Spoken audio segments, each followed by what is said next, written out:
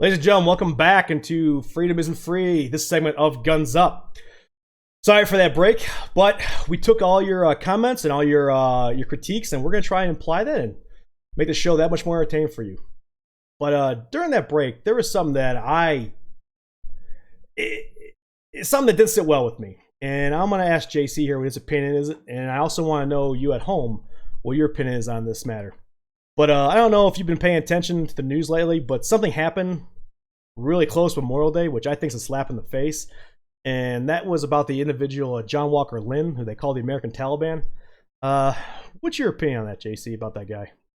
Bottom line up front, that guy's lower than whale shit and should receive no quarter from the U.S. government. But with that, I don't think justice was served for the American people. Releasing him may very well be legal. Maybe he had good behavior, but letting that guy go early after he has sided with the Taliban against American forces, I think it's unjust, and I think I truly believe that justice wasn't served for the American people. There's a little video that I want to play just because it kind of talks really quick about his story and about his history. It's about a minute 20 seconds, but it covers some pretty good details. And like I said, my opinion, I was pissed off by it. I know you're troubled by it, but yeah, throw it up, man. For those people that are watching at home, they might not know about this. So for us real quick, we're going to watch a little video and then we'll get back to the topic.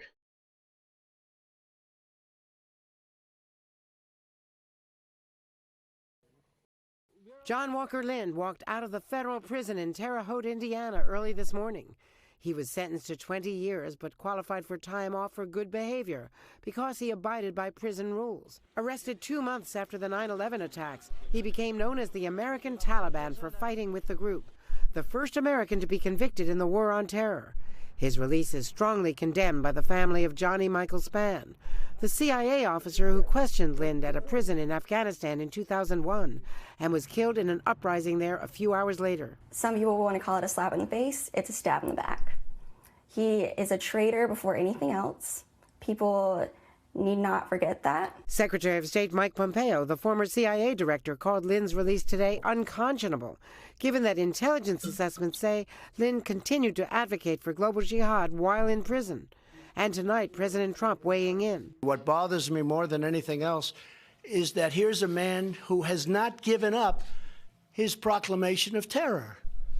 And we have to let him out. Am I happy about it? Not even a little bit. For now, Lindh will be living not far from the Virginia courthouse where he pleaded guilty, just across the Potomac from Washington. The FBI and other agencies plan to keep him and his communications under close watch. Andrea Mitchell, NBC News, Washington. So yeah, that's our little take on that guy. For the man who wants answers in the form of a question. I think I think it kind of hits home for a lot of veterans out there, especially during Memorial Day. Yeah, and that's part of that's one of the things that was the most troubling is you're releasing this guy from a federal penitentiary on the eve of Memorial Day weekend. And it's interesting that you bring this up, and I certainly wasn't expecting to talk about this one evening at the VFW just a couple evenings ago. Sean, I was at the local VFW post that I'm a member of. And in conversation, another member of the post said, hey, letting that guy go early was the legal right thing to do. I was shocked. Now I know everybody out there is like, man, we're expecting JC Knight to be a redneck and, stir up a bar fight and get crazy and start smashing beer bottles. But, I tried to talk with this guy, try to reason with him essentially. I said, hey, man, sure, it's legal, but in my eyes, it's not just. And again, like I said earlier, Sean, I think justice wasn't served, and I think the American people were failed. And moreover, I think a lot of the veteran community was failed. I don't like to use the word triggered, but in this case, you could have triggered a lot of bad emotions in Marines, sailors, airmen, and soldiers that have fought in Afghanistan. That have lost limb, lost life, lost brothers, lost sisters over there. If they're in a dark place, this could have potentially pushed a lot of people to a darker place than they were already in. So therein lies the problem. I just wish whoever was in charge of that, that decision would have thought about it a little bit harder and looked at it from maybe a different angle, because I think the American people in the veteran community were done a great injustice with that decision. No, I absolutely agree with you on that, and I know we kind of touched on the first part just a little bit, but like what you said a minute ago about someone that might push somebody over the edge, and by being pushed over the edge, there's a thing about this is that veteran suicide is it's something that we're still trying to battle, and I could speak from personal experience is that when this monster shows up and these demons come knocking on the door, it's a hard time. It's a lot of people don't know how to deal with it, and it's one of those things where we're still trying to get a grasp on it. And for me personally, is I think that in the early 2000s and even in the early 2010s, you saw commands that really didn't know how to handle it or how to take care of it. Because as a Marine, you over adapt, you make what you can, you adapt and overcome, you go forth and conquer. You do not show weakness. You don't show weakness in front of your junior Marines. You always want to be a leader. You want to be someone to look up to.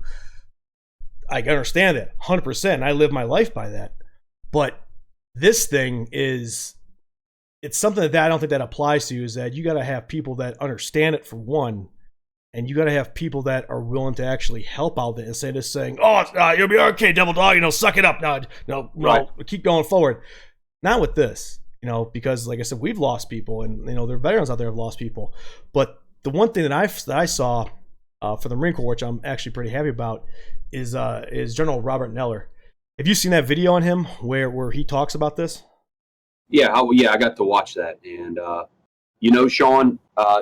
Talking about veteran suicide and veterans being in a dark place. I personally know 5 Marines in the past year that have committed suicide, and surprisingly, most of them were upbeat guys. They were happy guys. They were leaders. They were well-respected Marines, extremely well-respected Marines. So sometimes we don't see the signs.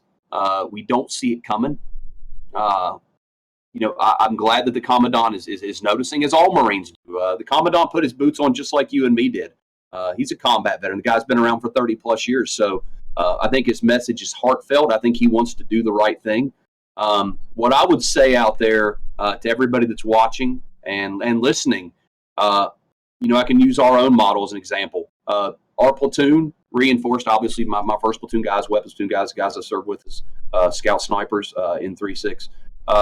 We all regularly talk. We all look out for each other. We call, we check in on each other. We spend time together. If one of us is passing through another one of our brothers' towns, we get together, we have a couple beers, we have dinner, we talk, and we reminisce about the old days. Knock on wood, God willing, we continue to not have anybody that's taken their own life. So I know that personally helps us. For those that are still in uniform, and I think we've had 77 active duty and reserve Marine deaths in the past year. That's a troubling and horrible statistic. What I would say to leaders and commanders out there is, I think it's important that you put a human feel onto talking to your Marines about their problems and their issues. You don't have to talk about suicide directly, but I think Marines have to have leadership packaged to them in a way that doesn't look like it's directed from somebody. It's like, you will obey a speed limit on a motorcycle. You will not do tobacco for this reason. Suicide is bad. When you package it cheap, it comes across as cheap, and Marines interpret that as, this guy's just a politician and doesn't give a shit. He just wants his picture on a chow hall wall. So if you're a leader and you're out there listening, you have to package things with a personal feel. Moreover, it should be personal to you because they're your damn Marines. You should love them and care about you and care about them as if they were your brother or your sister. So there's my piece, Sean. I know you got a video loaded up, so let's go ahead and take a look at it. Yeah, for sure. Like I said, the people watching at home, I think would be a great thing. Just watch the Commandant's facial expressions, watch his reactions, and just listen to what he says. I mean, there've been a lot of Commandants dealing with this, but not saying the other ones were any worse off or anything like that. But you can tell that he's disturbed by this. So I'm gonna play that video for you guys real quick, and like I said, I want to know what you guys think about it. Through waiting to talk to a Marine when there's a problem, it's too late.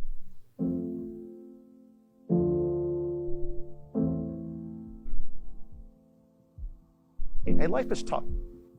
Being a Marine is tough. Nobody said this was going to be easy, but you can deal with this. It has to be dealt with. You got to understand there's a lot of people that care about us. The nation cares. So let us help. Let us help. We'll try to help you help yourself, and let us help each other. If you can't do self-aid, okay, fine. Then your buddy's there to do aid. And if your buddy can't help you, then we take you to a higher echelon of care. There's nothing wrong with that. Thanks. All right, see what you can do with that. I'm still not sure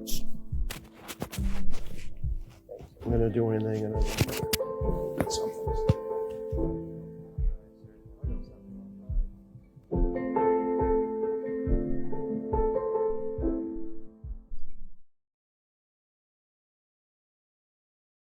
I mean, to me, that's pretty moving right there, in my opinion. Yeah, I don't know what else we want from the guy. I mean, you got a 4-star general Marine infantryman that's up there. They're speaking from the heart. There's no killing the dragon with a fiery sword. Nobody in dress blues. There's just a guy in his camis talking about, hey, man, we've got a problem. I think it starts at the small unit level. You got to circle the wagons and look out for your brother and sister. It's all there is to it. And be involved in their life. And sometimes even that isn't enough. But I would send this out to anybody that's out there listening that's having trouble, that's in a dark place. I see this now on the outside. Sean, you see this as well as 2 Marines that are now retired and no longer serving on active duty. You bring a great light to the world based off of your experiences, your leadership, and the sacrifices you've made. People want to hear that story. People need you in their life. So when you think you're in dark times and there's no reason to be here, I would challenge you to think again, because the world needs the veteran community. That's for sure. Reach out to anybody. Hell, reach out to me and Sean. Whatever. You need somebody to talk to, call them and talk to them. It doesn't make you weak. It doesn't make you less of a man or woman. It doesn't make you less of a Marine. Your life is absolutely worth something. So remember that. No, absolutely right. And like JC said, reach out to us. And this right here isn't a plug for the show, but I'm being dead serious. If you need to get a hold of someone to talk to before you go ahead and do something that's a really quick solution to a permanent problem, and we at least want to have the chance to talk with you and at least just tell you that we're here for you. You can go to my Facebook page that we post these things on. You can go to JC's Facebook page. You can go to my Instagram. It's Draven Steele's my Instagram. Hit me in the IM. And I'll absolutely give you my phone number. We can sit there and talk to the wee hours in the morning. Like we said before. But it's here on the podcast. We're not trying to bring you guys down. We're just trying to figure out things that people need to hear. And right. I think that it's just one of those things that it can never get enough exposure. It needs to be brought forth to the American public, and people need to understand that this beast is not going away. And we've got to do everything we can as leaders, as Marines, and just as everyday, walking around civilians. And we have got to tackle this in the ass, and we've got to make sure that we don't lose anybody else to this. At least try. I don't know about tackling anybody in the ass, and we have to forgive Sean for his dyslexia. But what I think Sean was trying to say is we don't need to have a permanent solution for a temporary problem.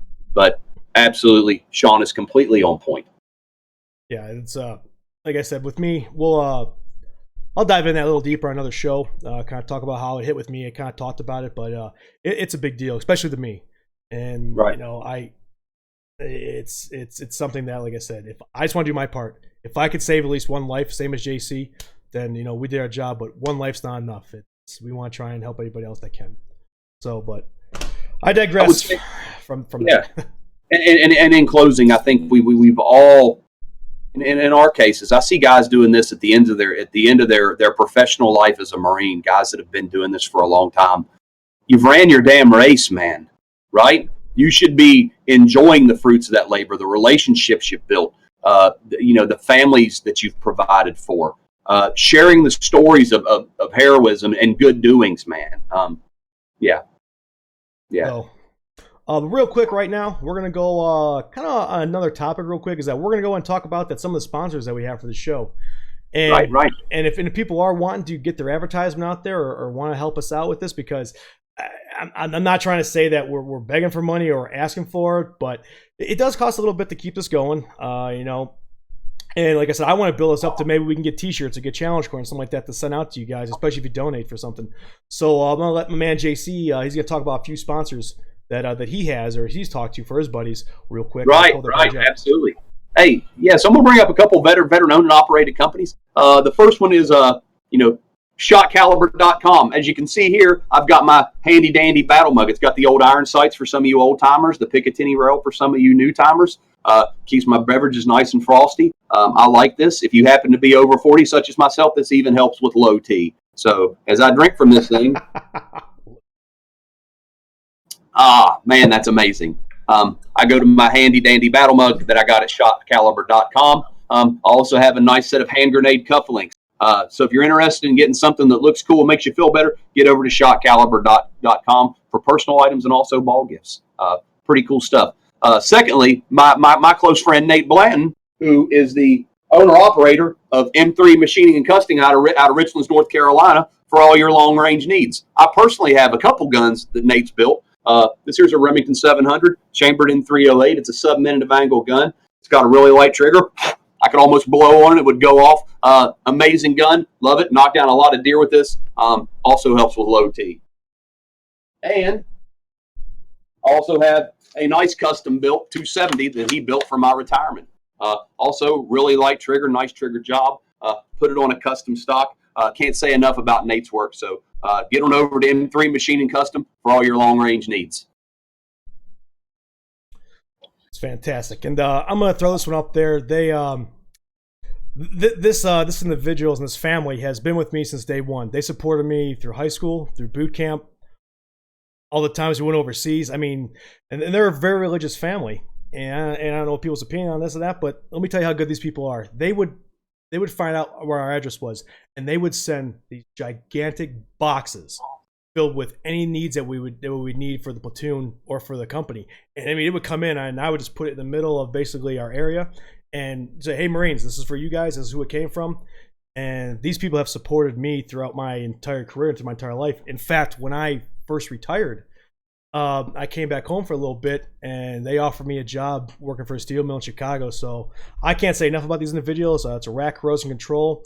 They're right here in Amherst, Ohio. If you need anything with any kind of industry or any kind of fiberglass work done, hey, give them a call. They do great work, and they're good people. So that's all I got to say about that. Right. So with where we're at, sorry to steal your thunder there, Sean. Hey, but yeah, we always want to wrap up every show with something positive. We want to talk about somebody in the veteran community, somebody that's near and dear to both of our hearts, and somebody that's been a big influence on our lives, both personally and professionally. And this week's Warrior Spotlight is retired First Sergeant William Bodette. Some of you may know him as the Gunny off of some of his History Channel exploits. We simply know him as our good friend and mentor. Sean, what do you got on that? Oh, I mean, if you've ever met First Sergeant Bodette, you'll never forget him. I know I use the term living legend. No, he is a living legend. He's one of a kind. If this guy ever wanted to run for mayor, he needs to move to Jacksonville, North Carolina, and he'll win a landslide. You can't spit. You can't spit on the ground without somebody knowing who this guy was. I mean, it's ridiculous.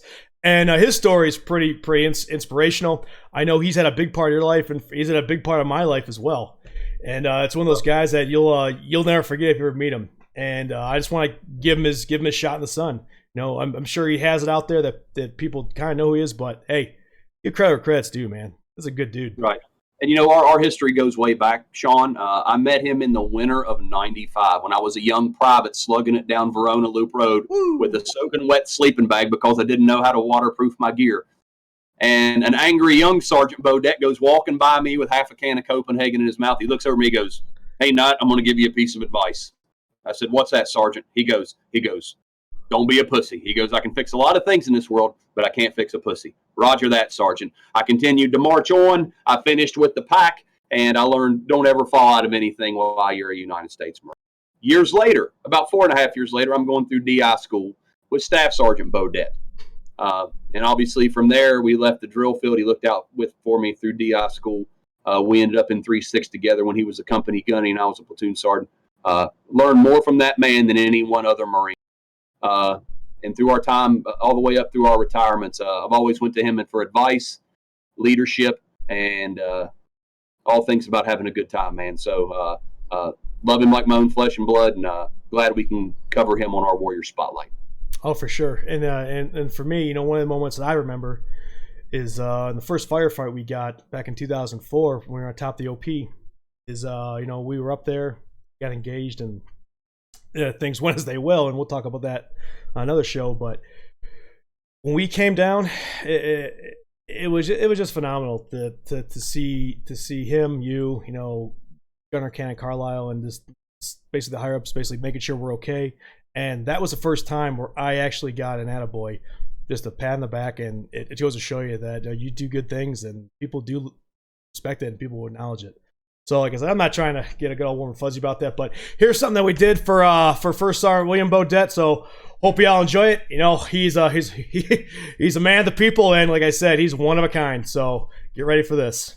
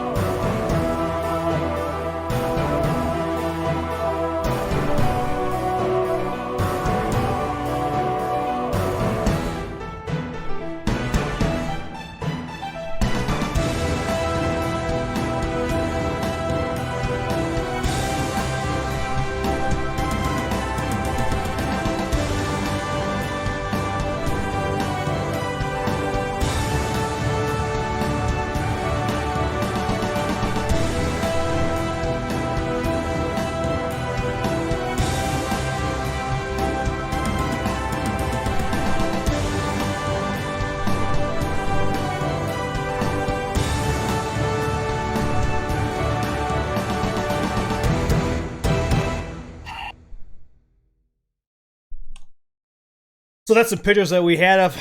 I went online and found about him, but let me explain something to you. There was one photo in there that I kind of want to talk about, and it was a picture of him getting a medal pinned on, and at the time that was a Lieutenant Colonel Alfred, and that medal was a Bronze Star with a V. And Marines out there, you all understand how hard it is to get that and what it takes to get anything with combat valor on. And what he did was unbelievable. And the one thing I will say about that, there's also another photo in there, is where he's actually commanding on a Humvee, and you see a leader with a green beret on there, and who was wounded. for that instance in Afghanistan, we were attached to a Green Beret team, and I think it was really First Sergeant Bodette that made the relations between the Green Berets and us and how it was, how they loved us and respected us and utilized us to the best of our abilities, and that was one of the best times we ever had. And for him to get that was pretty much like the third time in 3 weeks that we were there that he was engaged himself personally by the Taliban. We were over there, and he survived. One scratch on him, and he continued to inspire Marines and make sure that we did what we were supposed to do, and make sure that we continue to fight hard no matter how hard it got. The other thing on there is that is like I said, he's one of those individuals that is really selfless. You saw the one photo where it showed him with holding the bloody hand and a photographer holding his neck. That's where he got his Purple Heart. The sniper came out. He shot, took down a photographer. We thought he was dead. I mean, you saw pretty much this mist come out right here. And if you know anything about gunshot, you know how bad it's up there. Well, he dropped, and gunnery sergeant put that at the time, but first sergeant put it ran out there. I mean, under sniper fire, and there's other fires coming from the windows and buildings. And the selfless act that he got shot as well. And I'm gonna tell you what, when that happened, I remember seeing it. I remember you probably remember seeing it too. Man, we lit that. I was gonna swear that we lit that sucker up so bad because we're like, are you kidding? Are you kidding? You're gonna go ahead and drop that guy? Stand by. We got something for you. So, I think it's important for the viewers to note is, in escaping a kill zone 3 times in Afghanistan, in doing so by being out there leading from the front, he set the tone for all the Marines and also the Green Berets. He set the tone for everybody around him. The gunny is the now retired first sergeant, is the epitome of a fighter leader, and didn't hesitate in Iraq either to pull a wounded journalist to safety. The gunny's a badass. I'll say it for the first sergeant gunny. Call him what you want. Bo is a badass, and we were both humbled to serve alongside of him. And kind of simplify to you, Bo. Absolutely, there, first sergeant. We miss you. We salute you. We absolutely do. And one more thing, I'm going to talk about him because I think this really does speak for his character. Because if you meet him, you're going to think he's larger than life. He walks in the room, everybody wants to convert on him because, that's the life of the party. It always has. And like I said, he's one of those guys, I'll tell you right now, you don't got to worry about him stabbing you in the back because he'll shoot you right between the eyes, whether you like you or not. And some people can't handle that because he's pretty intense.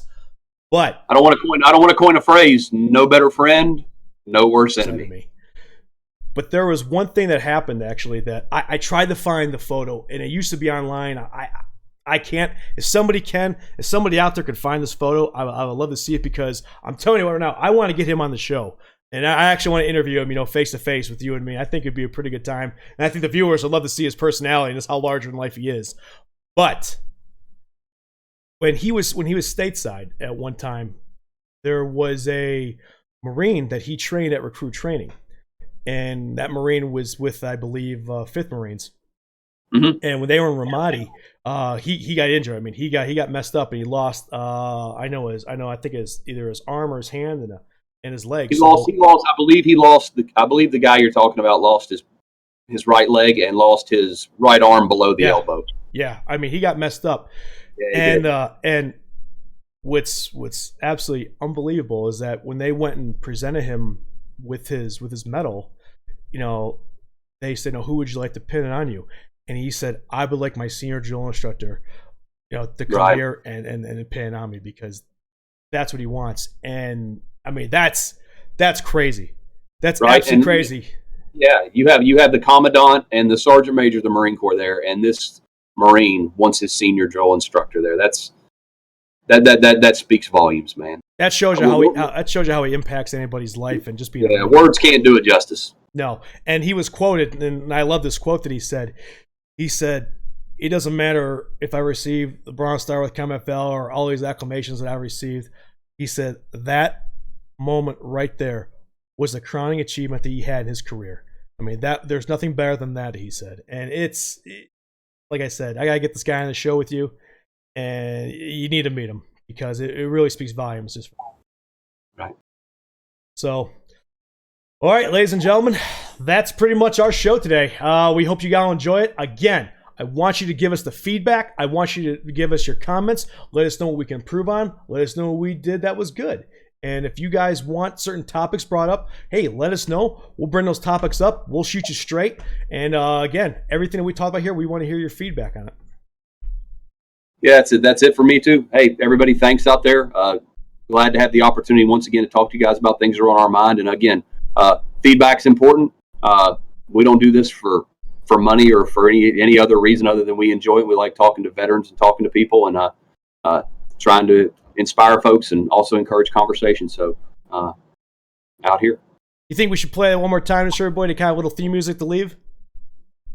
That's up to you, man. Okay. I think we're good. All right, we're good, brother. Like I said, I'll post these on Facebook, so go ahead and look at them. I will specifically post the Warrior Spotlight as a section, so if anybody wants to look at it, you can do that as well. So, again, we're out of here. You guys all take care, and Semper Fi.